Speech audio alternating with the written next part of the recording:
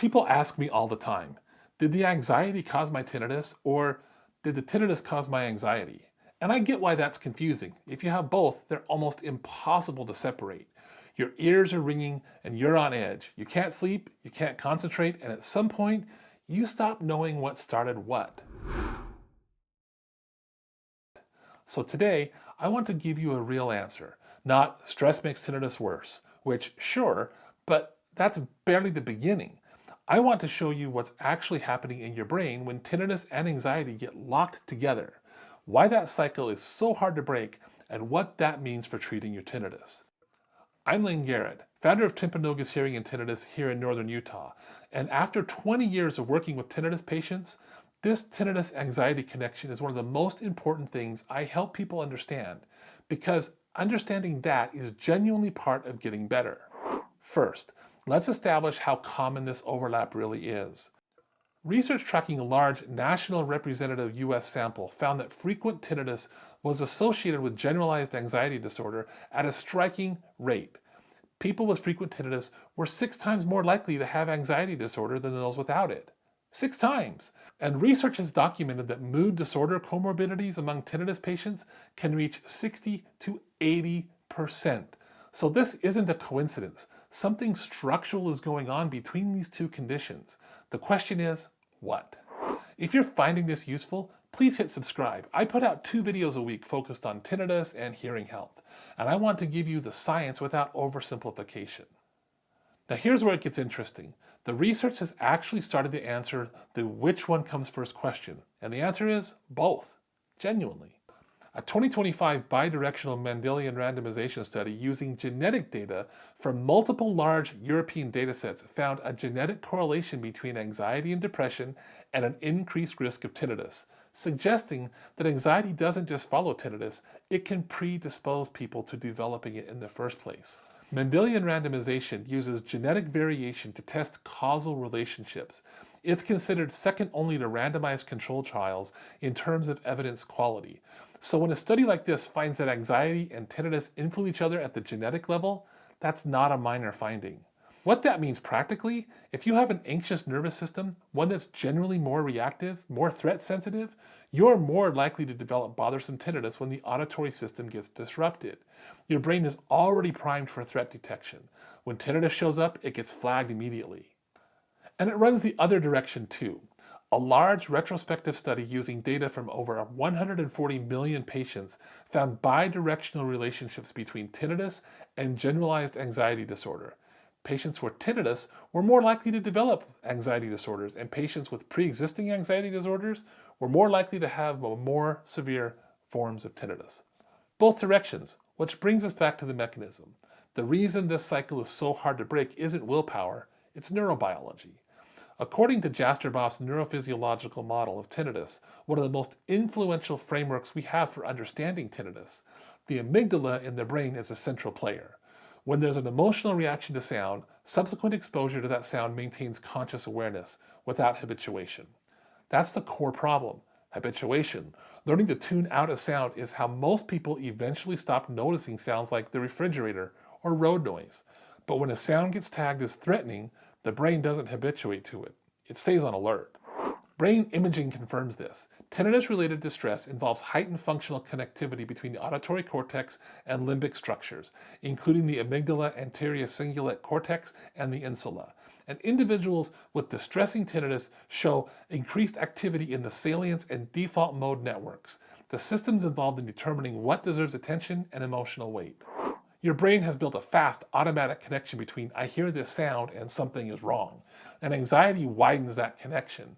More anxiety means more attentional resources directed towards the tinnitus. More focus on it means more distress. More distress means more anxiety. That's the loop. And it's not a metaphor, it's measurable. I see it every week.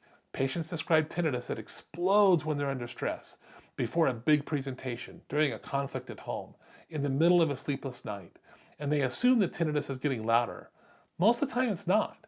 What's changing is how much attention and emotional bandwidth the brain is directing towards the tinnitus. The patients who struggle the most aren't always those with the loudest tinnitus. Some people with objectively quiet tinnitus are deeply distressed. Some with very loud tinnitus are barely bothered. The difference almost always comes down to how their brain has classified the tinnitus. Is it threatening them or is it not threatening? And that shapes everything about how treatment has to work. If the cycle is neurobiological, the treatments that work have to address neurobiology, and they have to address it from multiple angles simultaneously. Treating just the tinnitus or just the anxiety and expecting the other to resolve on its own is the mistake I often see when patients come to us after years of not getting better. So let me walk you through what a comprehensive approach to treating tinnitus actually looks like. Hearing loss, and this is the one thing that gets overlooked constantly. If hearing loss is present and untreated, your brain is being chronically deprived of the auditory input, which drives the hyperactivity of the brain that generates the tinnitus in the first place. Treating the hearing loss with properly fit hearing aids restores the input, gives the brain something real to process, and takes the direct pressure off that tinnitus anxiety loop. It's not a side issue. For many patients, it's foundational to their therapy. Then there's sound therapy. The brain needs rich auditory environments to reduce the tinnitus signal. Sound enrichment, whether it's through hearing aids, sound therapy apps, or even background noise at night, gives the auditory system something else to listen to. It works on the bottom-up side of the cycle, reducing how prominent the tinnitus signal is relative to everything else the brain is taking in. Then cognitive behavioral therapy principles. This is the top-down side, and I know what some of you are thinking. My tinnitus is a real sound. Why would talk therapy help? Because cognitive behavioral therapy isn't treating the sound, think of it as physical therapy for your brain's reaction to the sound. It targets the threat evaluation process directly, the part where your brain classifies tinnitus as dangerous and locks its attention onto it. Research clearly shows that patients with higher anxiety levels and more severe distress from their tinnitus tend to benefit most from this approach. That's not an accident. That's cognitive behavioral therapy working exactly where the cycle is most active.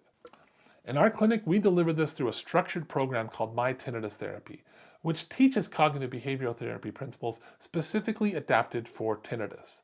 For patients where the anxiety is more severe and independent, where we're dealing with clinical anxiety that goes beyond tinnitus reactivity, we will coordinate with mental health professionals who specialize in that. That's not a gap in our care, that's an appropriate scope. The tinnitus and the anxiety both need the right expertise. Then there's Lenire. For patients where the neurological component is significant, we offer Lenire bimodal neuromodulation, the only FDA-approved device that works by pairing sound stimulation with a mild tongue stimulation to retrain auditory pathways at a deep level. It's not a first-line treatment for everyone, but for the right patient, it addresses the cycle at the neurological root rather than trying to just manage symptoms. And then lifestyle. There are things that either feed the cycle or starve it. Sleep is the most important. Poor sleep reduces the brain's ability to regulate emotion and sensory input, which means the tinnitus gets louder and the anxiety gets spiked and the loop tightens. Sleep hygiene isn't optional for serious tinnitus management. And exercise is genuinely helpful. It reduces the physiological stress, improves sleep, and gives the nervous system a healthy outlet for arousal that will otherwise amplify your tinnitus. Alcohol can disrupt sleep, even when it feels like it's helping you relax, so it's worth tracking how much you drink. Caffeine is one thing that patients ask me about constantly, and I want to be straight with you. The evidence here is mixed. Some studies actually show higher caffeine intake associated with lower tinnitus occurrence. A randomized control trial found no significant difference in tinnitus discomfort between the caffeine users and the placebo. What matters is whether caffeine is affecting your sleep or your anxiety, because both of these feed the cycle. If you're drinking coffee at 3 o'clock in the afternoon and staring at the ceiling at midnight, that's relevant. If your morning cup isn't touching your sleep or your stress levels, the evidence doesn't support cutting it out. Track it honestly and let your own data answer the question. So back to the original question, which comes first, tinnitus or anxiety? The honest answer is that once both are present, the question matters less than understanding what's keeping the cycle going and attacking it from every angle that's relevant to you. Not one treatment, not two, a coordinated plan that addresses the auditory system, the brain's threat response, and lifestyle factors that can either sustain the tinnitus loop or help to break it. If you've been told there's nothing you can do or just ignore it, that advice is neurobiologically backwards. Willpower doesn't override a limbic threat response. Treatment does. Drop a comment below. Do you notice your tinnitus is worse when your anxiety is up? Or did the anxiety come after your tinnitus started? Your experience can help other viewers understand that they're not alone with this. And for a deeper look at the treatments I mentioned, my tinnitus therapy, Lenire, sound therapy, and what a comprehensive evaluation actually involves, I've put together a free learning center with detailed guides. You can find the link in the description. And if you're here in Northern Utah and want a real tinnitus evaluation and a comprehensive treatment plan, you can schedule directly through the link in our description. Thanks for watching.